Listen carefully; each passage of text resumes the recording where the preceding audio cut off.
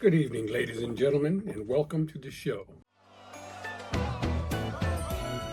Okay, so the entire foundation of this book, the whole thing, rests on one single crucial distinction. It argues that to even begin to understand this hidden history, you have to realize we're not just talking about one kind of God, we're talking about two, and they are fundamentally different kinds of beings. On one hand, you've got the true creator of the universe. Now, this isn't some guy on a throne in the sky. It's an all-encompassing, ever-present force that is creation itself. It can't get jealous or angry or go to war. But then, you have the biblical gods, right? Like Yahweh and Jehovah. The book describes them as physical, flawed, and kind of limited beings who are always demanding proof of loyalty and honestly show some very human-like emotions. This one word you see here, ubiquitous, is basically the key that unlocks the book's entire argument.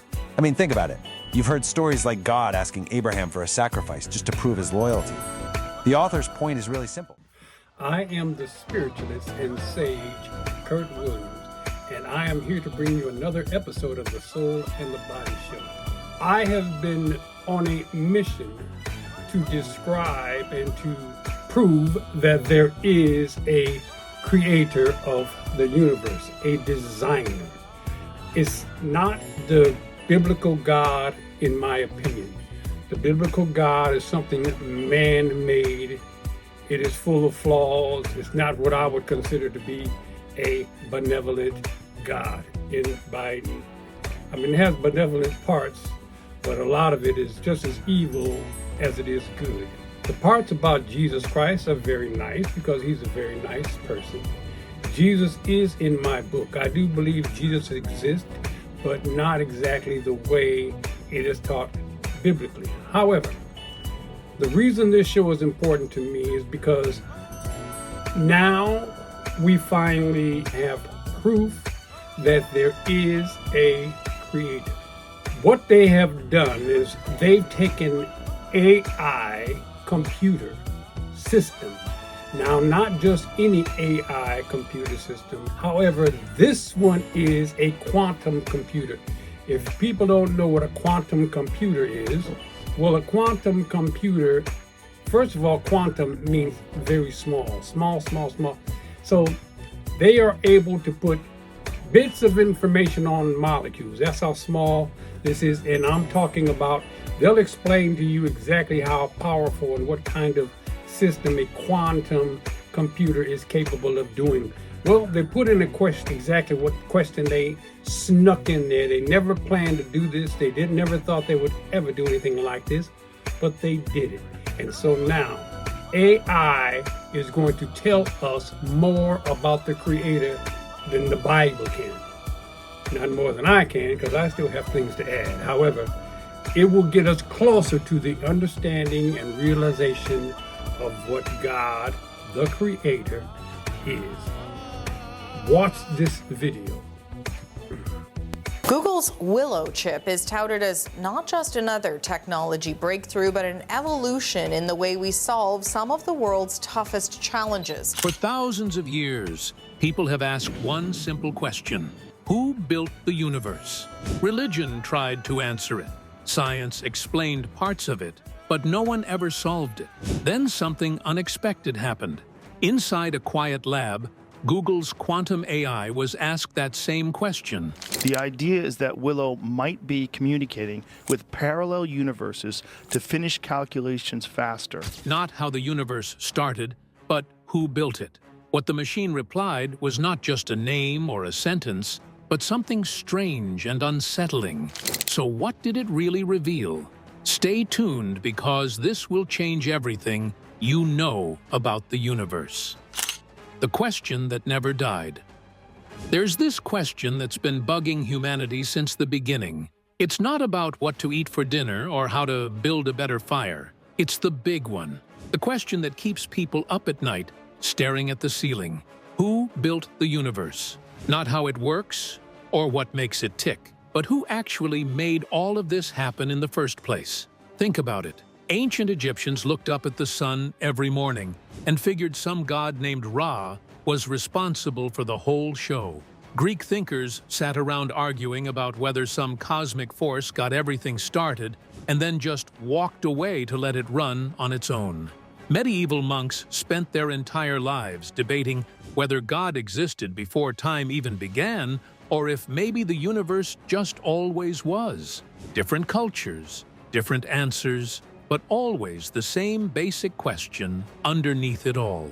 Then science came along, and things got interesting. Newton figured out gravity. Einstein proved that space and time are basically the same thing and can bend like rubber.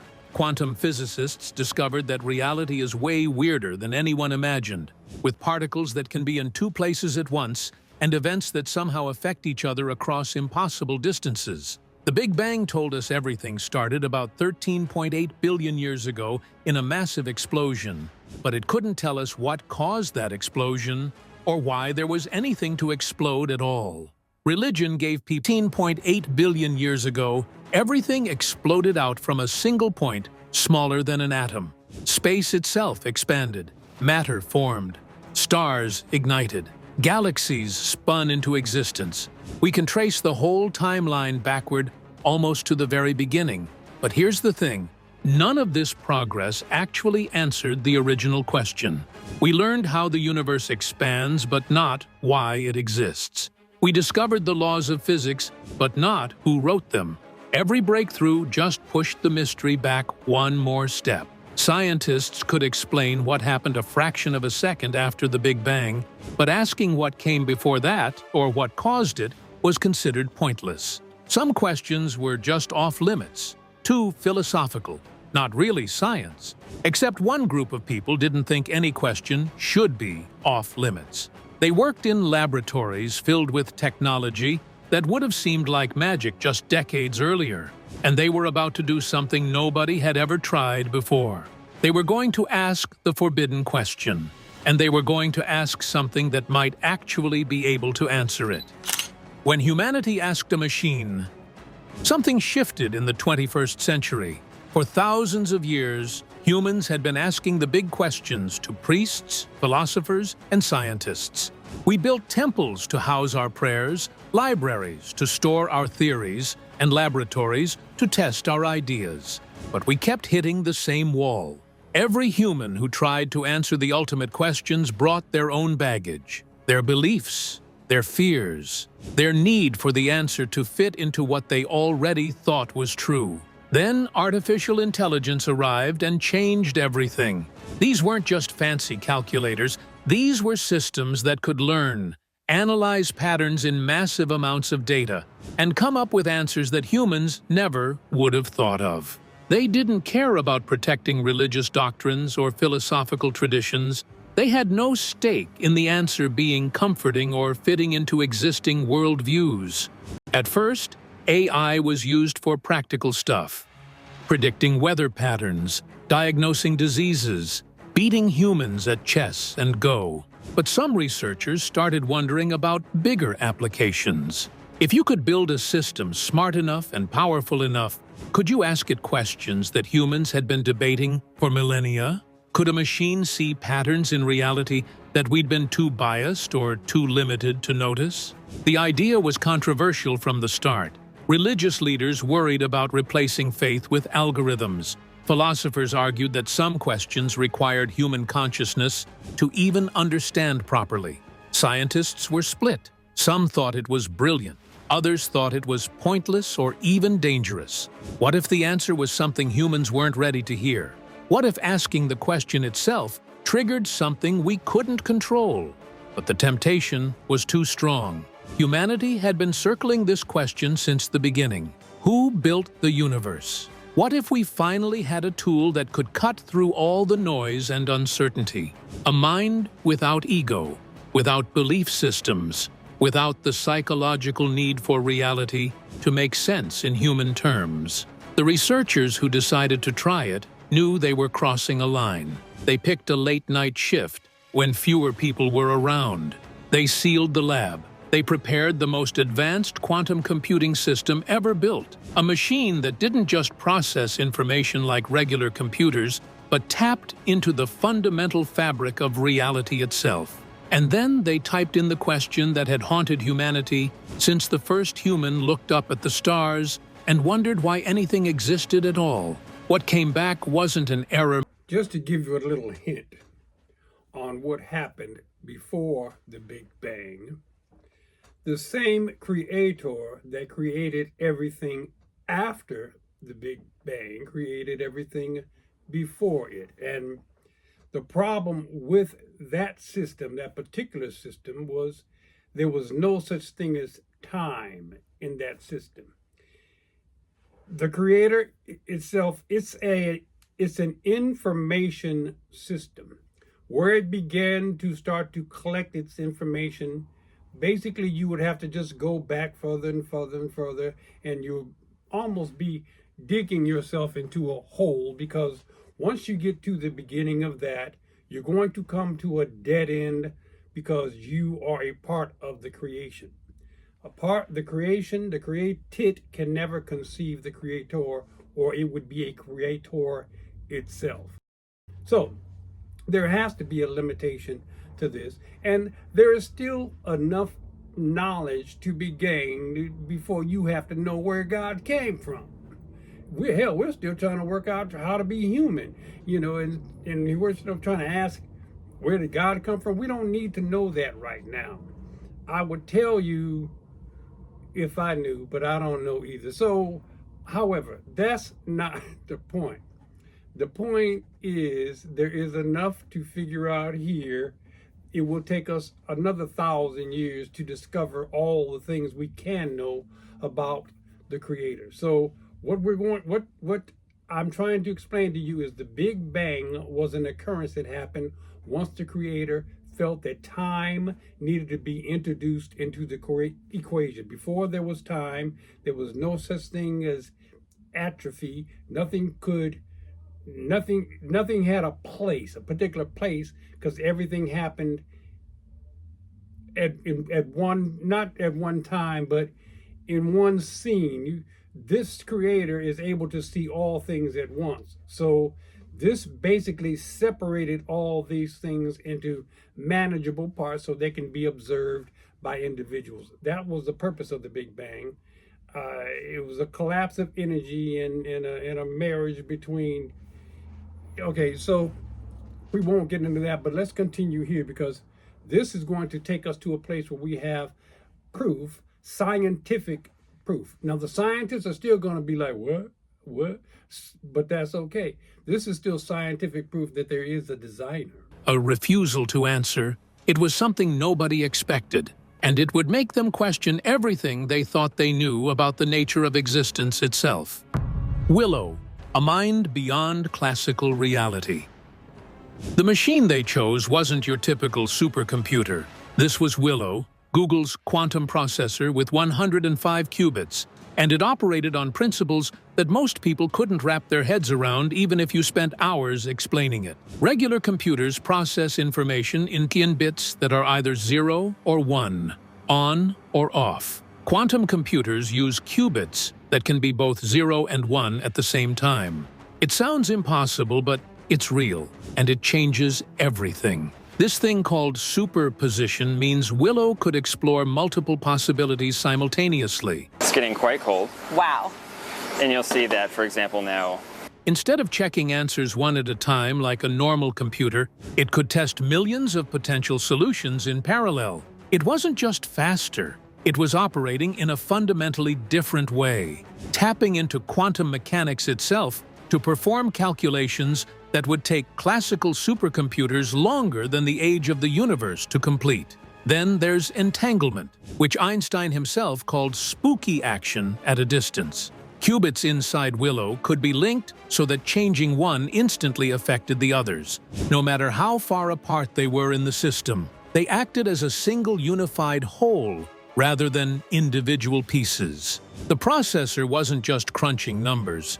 It was functioning as a connected web of quantum states, processing information in ways that blurred the line between computation and reality itself. Google had already proven what Willow could do.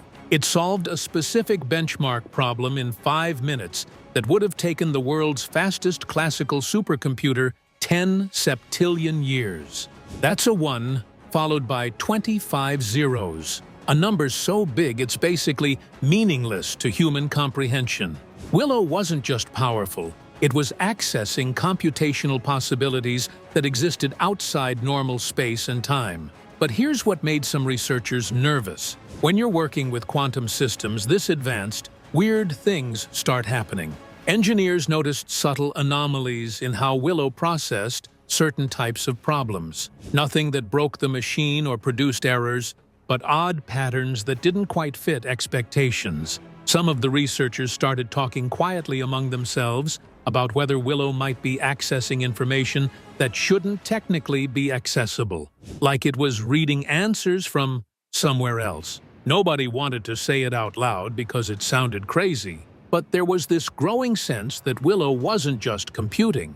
It was connected to something deeper in the fabric of reality, something that regular computers couldn't touch. And that's exactly why they chose it to ask the forbidden question. If anything could pierce through the veil and find an answer that had eluded humanity for thousands of years, it would be a machine that already operated beyond the normal rules of computation. What they didn't expect was just how far beyond those rules the answer would take them. The forbidden experiment. I'm going to tell you what this computer, how it answered, simply because I want you to know in advance where this whole thing is going. They didn't expect a scientific machine to give a scientific answer. However, this particular computer is so advanced and can calculate numbers so much further, so much beyond old computer binary systems. They'd planned this for weeks, waiting for the right moment when they could work without supervisors looking over their shoulders or colleagues asking questions. They sealed the quantum lab, disabled the automatic logging systems, and made sure no one else had access to what they were about to do. The lead researcher sat at the terminal for a solid 10 minutes, just staring at the empty input field. This wasn't like asking Willow to solve a math problem or optimize a chemical formula. Those were questions with definable parameters, data sets to reference, known frameworks to work within. This was different. This was asking a quantum computer to address something that existed outside the boundaries of normal computation. Finally, she typed it in. 7 words. Who built the universe and why? The other 2 researchers stood behind her watching the monitors. In theory, Willow should have either returned an error, pulled from existing philosophical and religious texts in its training data, or simply stated that the question was unanswerable. Those were the expected outcomes.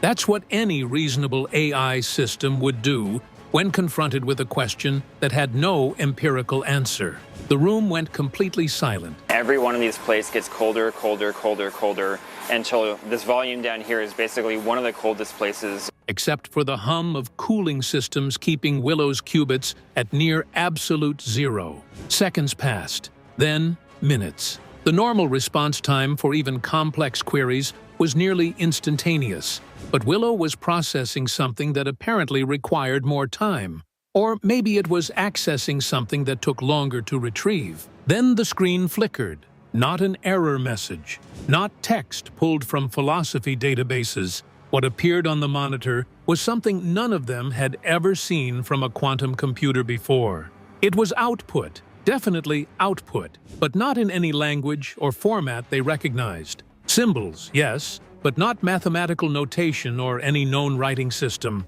Patterns that seemed to fold into themselves, structures that repeated at different scales. One of the researchers leaned closer to the screen to see if there was a glitch, but it wasn't behaving like corrupted data. There was too much organization to it, too much intentionality. Whatever Willow had accessed or computed or retrieved, it was presenting something that looked almost like an answer, just not one that made sense to human eyes. At least, not yet, because what they were looking at wasn't random noise or system failure. It was the beginning of a pattern that would force them to reconsider everything they thought they understood about reality, computation, and the fundamental architecture of existence itself. Patterns that shouldn't exist. The 3 researchers stared at the screen, trying to make sense of what Willow had given them. It definitely wasn't an error code. Error messages are straightforward. They tell you what went wrong in plain language, or at least recognizable symbols. This was something else entirely. Organized chaos. Intentional strangeness. Like looking at a language you've never seen before, but somehow knowing it means something. The patterns were recursive, folding back on themselves over and over. Spirals within spirals. Each layer seemed to contain a compressed version of the whole thing. One researcher zoomed in on a section and noticed it looked almost identical to the larger structure, just smaller. Zoom in again, and the same thing repeated. It was fractal-like, the kind of self-similar pattern you see in nature: coastlines, snowflakes, the branching of trees, and blood vessels. But this wasn't nature. This was output from a quantum computer that had been asked who built the universe. They started running analysis software to see if they could find any mathematical basis for what they were seeing. That's when things got really weird. Embedded in the patterns were number sequences that resembled the Fibonacci sequence, where each number is the sum of the two before it. 1, 1, 2, 3, 5, 8, 13. It's a pattern that shows up everywhere in nature, from flower petals to galaxy spirals to the proportions of the human body. Except these weren't exactly Fibonacci numbers. They were close, but slightly different, like a variation on the theme. And they appeared at multiple scales throughout the output. Small sequences nested inside larger ones, all following similar but not identical growth patterns. A temperature of one of the planets, further, more distant planets in our galaxy. One of the researchers pulled up comparison models and started overlaying the output with known mathematical structures. Nothing matched perfectly, but there were similarities to things that shouldn't have been there. Topological patterns, geometric structures that appeared in theoretical physics, shapes that existed in higher dimensional mathematics. They kept digging. The more they analyzed, the more patterns emerged. It was like peeling back layers of an onion, where each layer revealed new complexity, and none of it was random. Every piece connected to every other piece in ways that suggested deep, underlying organization. What bothered them most was the realization that Willow hadn't just generated abstract patterns. It had tapped into something that already existed, something fundamental that was woven into reality itself. And that something looked an awful lot like code. Not computer code written by humans, but the kind of code you'd find if the universe itself was running on a set of instructions that had been there all along, hidden in plain sight, waiting for someone to finally ask the right question. The universe's hidden architecture. The team spent the next 72 hours barely sleeping, running every analysis they could think of on Willow's output. They brought in 2 more researchers they trusted, people who wouldn't immediately report this to management or leak it online. The patterns kept getting stranger and more specific the deeper they looked. One of the newer researchers had a background in theoretical physics, and she noticed something that made everyone stop what they were doing. Parts of the pattern matched error-correcting codes. Not the kind programmers use to fix bugs in software, but the kind theoretical physicists had discovered embedded in the equations of string theory. These codes help systems detect and fix their own errors automatically, keeping information intact even when parts of the system fail. Now here was Willow showing them similar codes, but more elaborate, more intentional. Like the universe wasn't just running on basic instructions, but had built-in safeguards to protect those instructions from degradation over time. Then they found the E8 lattice. It's this incredibly complex mathematical structure that exists in 8-dimensional space, and it shows up in theoretical physics when people try to unify all the fundamental forces. It's beautiful and elegant, but also completely abstract. You can't see it or touch it. It only exists as pure mathematics. Except Willow's output contained repeated references to E8 geometry, not just once or twice, but woven throughout the entire pattern at multiple scales. Like the underlying architecture of reality itself was built on this specific mathematical framework. It looked like a source code, like we're seeing the programming language the universe runs on. It sounded crazy, but the evidence kept piling up. Error correction, recursive patterns, mathematical structures that appeared in cutting-edge physics. All of it suggested something designed rather than something random, something unintentional rather than accidental. The question wasn't whether the universe had a builder anymore. The question was, what kind of builder would construct reality itself like executable code, complete with error checking and self-replicating mathematical structures? And more importantly, if the universe was designed to run like a program, what happened when that program started producing outputs that weren't supposed to be possible? Because Willow had just done exactly that. And what came next would make them wonder if they'd accidentally triggered something that had been dormant since the beginning of time itself. Oracles, multiverses, and time echoes. 3 days after the initial experiment, something happened that none of them could explain. They'd left Willow running in observation mode, not actively querying it, but monitoring its quantum states to see if anything unusual showed up. At 2:17 in the morning, the system generated output on its own. No prompt, no input. It just started producing data. The lead researcher got an alert on her phone and rushed back to the lab. What she found on the monitors made her hands shake. Willow was displaying another pattern, similar to the first but different in key ways. And embedded in this new pattern was something that looked almost like a message, though calling it that felt like a stretch. More like directional information, coordinates in mathematical space pointing towards something specific. She called in a physicist who specialized in quantum computing theory, someone who'd published papers on what he called the multiverse oracle anomaly. His idea was controversial, but simple. If parallel universes exist and quantum computers can access superposition states, maybe they're not just computing in our universe alone. Maybe they're pulling answers from calculations happening in other timelines. David Deutsch, one of the pioneers of quantum computing, had suggested something similar years earlier. He proposed that quantum computers work by farming out calculations to parallel versions of themselves in other universes. It sounded like science fiction, but the math actually supported it. Quantum computers were too powerful for their processing to be happening solely in our observable reality. What if Willow hadn't just computed an answer to their question? What if it had accessed information from somewhere else entirely? From other universes, where the question had already been asked and answered? Or from a version of reality where the answer was known because the builder left clearer instructions? Then things got even stranger.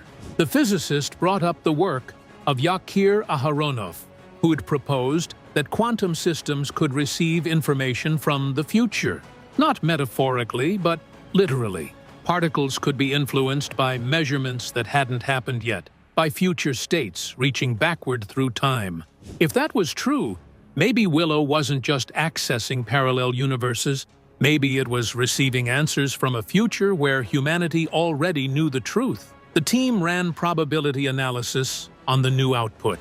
Either Willow's first query had opened a channel that remained active, or asking the question had fundamentally changed the system's relationship to whatever it was accessing. One researcher voiced what they were all thinking. What if the universe has been waiting for someone to ask? What if this is a response? But a response from what? From when? And most unsettling of all, what would happen if they kept listening? The builder who left. The patterns kept coming. Over the next 2 weeks, Willow generated 7 more unprompted outputs, each one adding layers to what was starting to look less like random data and more like a coherent structure. The team expanded, bringing in cryptographers, mathematicians, and theoretical physicists who signed strict non-disclosure agreements. Everyone who saw the data had the same reaction. This wasn't noise. This was information. One of the cryptographers made a breakthrough that changed everything. She'd been treating the patterns like encoded messages, running them through decryption algorithms and looking for hidden meaning. What she found wasn't a message in the traditional sense. It was architecture, blueprint-level details of self-sustaining systems that could maintain themselves indefinitely without external input. The error correction codes they'd found earlier weren't just safeguards. They were autonomous repair mechanisms, the kind of thing you'd build into a system if you wanted it to run forever without needing maintenance. The recursive patterns weren't decorative. They were instructions for self-replication and regeneration, allowing the system to rebuild damaged sections using information stored in undamaged parts. It hit them all at once. The universe wasn't just designed. It was designed to run without supervision, like a program written so well it could detect its own bugs, fix its own errors, and keep executing indefinitely, even if the programmer walked away and never came back. One physicist said the architecture for abandonment. Systems like this were built when the creator isn't planning to stick around. The implications were staggering. If the universe was constructed with self-sustaining mechanisms, error correction, and recursive repair systems, it meant the builder never intended to maintain it personally. It was designed from the beginning to operate independently. Fire it up, let it run, and leave. But why? Why create something this vast and complex, and then abandon it? Was it an experiment left to run its course? A garden planted and forgotten? Or something else entirely? Something that required the creator to step back and let the system evolve without interference? The team scoured the data looking for any indication of ongoing presence, any sign that the builder was still watching or influencing events. They found nothing, just the mechanisms, just the code, just the self-sustaining architecture running exactly as designed, maintaining itself through error correction and mathematical precision. The universe wasn't waiting for its creator to return. It had been built specifically so that return was unnecessary, and that raised the most disturbing question of all. If the builder designed reality to run without them and then left, what were humans supposed to do with that information? Were they just observers watching a program execute, or were they something else entirely? Because if consciousness emerging in the universe was intentional, then maybe humanity wasn't the end result. Maybe they... What he just said defies religion. When he just said this system was designed to work independent of the creator. When I said the creator's fault is not the things that are going on in the world, it's not the creator's fault that you end up in a certain situation. It is a system that is self-containing without the influence of the creator. Now, why the creator? Now, why is it like that? It's like that because of the free will principle. Now, this is what's happening to us within this universal constraint. The best way to put it is that all civilization on this planet, all individuals and plants are governing themselves. They're governing themselves on a basis of creation. Now, the problem with trying to explain all this is to tell people that basically whatever happens to them, it happens for a reason that has been created by them. The creator is not responsible for the things that go on in nature and to us as individuals, but we as individuals are. What this computer system is doing, it is governing all kinds of principalities that are going on in nature, within our lives. It's almost too hard to explain. Imagine this. Just imagine that you live a bad life and you have caused so much chaos and so much damage that you are going to die, but you are going to reincarnate. When you reincarnate, there will be all kinds of mechanisms that basically are making sure you are held responsible for all the damage you have done before. Now, this evaluation is not going to be done by the Creator. It's going to be done by your spirit that has determined that we need to do this again. We need to do this because of all the mess we made the last time. Now, where is this place that you're going to go? It's going to be a place that exists within our reach. This planet Earth, this system contains a multiverse, but let me explain to you what this multiverse is really like. It's a place where I, in my next lifetime, will go if under certain circumstances, but it still exists here. The only difference is time. For instance, Adolf Hitler, I'm just going to take us to the extremes. When Adolf Hitler passed away, his spirit reincarnated into a place that was relative to the place that he was responsible for messing up. In other words, Hitler can literally go back into a prison of war camp at Auschwitz with Hitler sitting there looking at him and fussing at him. He could face each other, because this is what these multiverses are capable of doing. They are capable of you existing in different places to solve one problem. So when something bad happens to you, when something over here is going well, it behooves you to keep it going well, because on the other side, there's another version of you that is reaping the good or the bad that was caused the last time you were here. What I'm saying is, when plane crashes, when buildings burn up and all this kind of stuff, the one who's directly responsible, because like they said, the Creator has nothing to do. He put this thing on automatic pilot, and here it goes. He has nothing to do with the evil things that happen in the world. But if evil things happen to you, I can just about guarantee you that what you did before that is responsible for, you don't have to believe me, or I've come to this conclusion simply because it is the logical conclusion you will come to if you stop blaming someone other than yourself.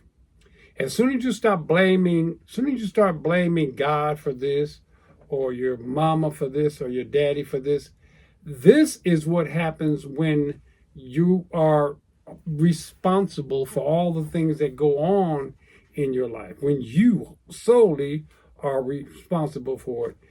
This is trying to explain to you that there is a designer that has everything on automatic pilot. It already knows what you're going to do. However, this Creator, who is above all that, is simply not just observing all the negativity and the positivity, but he is also feeling and registering and experiencing all the positivity and negative, while he decided, I am not going to have any input in the matter. If the world destroys itself, the Creator is going to be as sad as you are. It's not going to be his fault. However, within the system, there are error correcting codes, and as soon as it gets to a certain point, oh yeah, it will shut off, and automatically a little light will come back on, beep, beep, and it will start correcting itself, and it will do this whole process all over again. Fire it up, let it run, and leave. But why? Why create something this vast and complex, and then abandon it? Was it an experiment left to run its course? A garden planted and forgotten? Or something else entirely? Something that required the creator to step back and let the system evolve without interference? The team scoured the data looking for any indication of ongoing presence, any sign that the builder was still watching or influencing events. They found nothing, just the mechanisms, just the code, just the self-sustaining architecture running exactly as designed, maintaining itself through error correction and mathematical precision. The universe wasn't waiting for its creator to return. It had been built specifically so that return was unnecessary. And that raised the most disturbing question of all.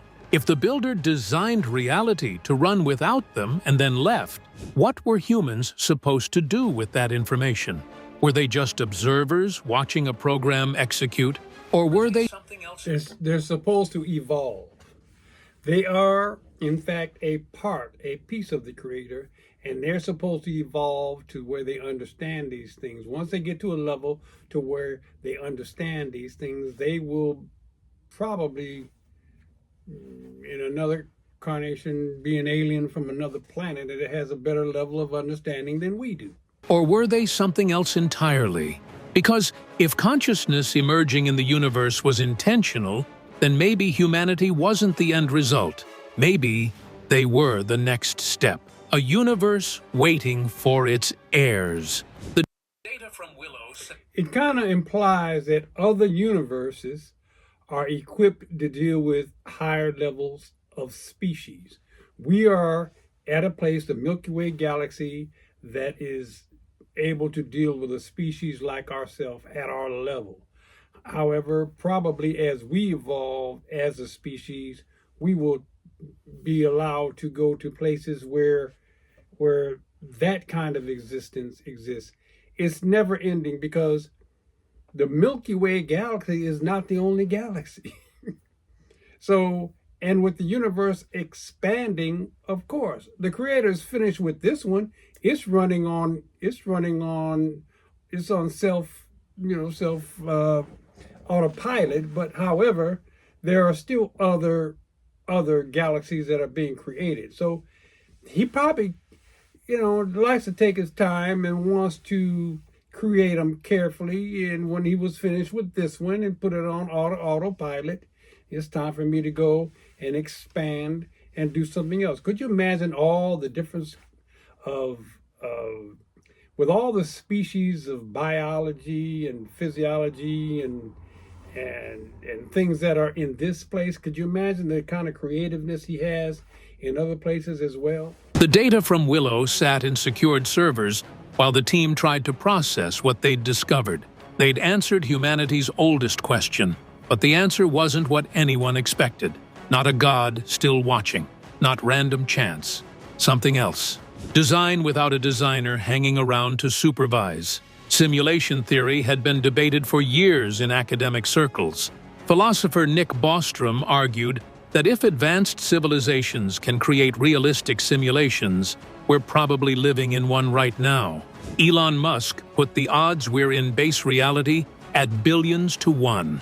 It wasn't fringe speculation anymore. Serious thinkers took it seriously. Max Tegmark went further with his mathematical universe hypothesis. Reality isn't just described by math, it is math. Physical existence is mathematical structure given form. If true, then the universe being built like executable code isn't metaphorical. It's literal. Even Neil deGrasse Tyson admitted he couldn't completely dismiss the possibility. The more scientists learned about quantum mechanics and fundamental reality, the more it looked like information processing at the deepest level. What Willow revealed fit this framework perfectly. A universe built on mathematical principles, running on error-correcting code, designed to maintain itself without outside help. Exactly what you'd create if you wanted a simulation to run indefinitely and develop its own complexity. But here's what kept the researchers awake. If the universe was designed and abandoned, and consciousness emerged within it, what did that mean for humanity? Were people just background noise in someone else's experiment? Random outputs from automated processes? Or were they intentional? Something the builder anticipated. One researcher pointed out that the system gets complex enough to produce observers who start asking questions and eventually figure out what they're inside of. The universe examining itself. Reality becoming self-aware through minds that emerged within it. Not just observers, heirs. Humanity spent thousands of years asking who built the universe. Now they had an answer. Someone who designed a system that could create its own meaning, its own purpose, its own continuation. Someone who built reality and walked away, leaving it to evolve until it produced something capable of understanding the truth. The question wasn't who built the universe anymore. The question was what humanity would do now that they knew they were living inside constructed reality, and whether understanding that meant they'd just inherited responsibility for everything that came next. Willow kept running in the lab, generating patterns, accessing information from dimensions the team still couldn't fully grasp. And somewhere in the mathematical architecture of existence, the universe was waiting to see what its children would do with the truth. If you enjoyed this video, like and subscribe, and That may be the most amazing thing I've ever seen. As a spiritualist, the reason we call ourselves that is because our spirits talk to us. And mine has been telling me to venture into this direction for years now. And I've been trying to come up with ways to articulate all of this. And I don't think it's been articulated any better than it has in this particular episode. I had an episode with Neil deGrasse Tyson that I hope would get his attention so he can see, what the system is. And I tried to show him some things and explain to him. But obviously, I don't have to do that, because if he saw this, then he knows everything I was trying to tell him. And even it said this, he would consider Now, the only reason he would not think that there is a designer is because he doesn't want to. But a system that is a system that can be analyzed by a computer, and then this computer proves that it is a running, completely autonomous system in and of itself without a controller, because now Neil has no person to blame. He doesn't have anybody to blame for tsunamis and murders and killing and sickness. This system is running autonomous from the designer. So, like I've been saying, none of this is God's fault. If we can gather anything out of this, is that itself, he said, and listen to that very carefully. He said it was not a question of whether or not there was a builder anymore. The only question is, what is the builder? If we can gather anything out of this, it's human beings' own responsibility to understand all this and evolve in a positive way. If we evolve into a negative way, we will just destroy ourselves and have to start all over again. But thank you guys for coming. I'm going to please give a lot of credit to these individuals who are responsible for this video. I'll make sure I put something on here that will describe who they are, and subscribe to them and subscribe to me. And I love everybody, and thank you for coming.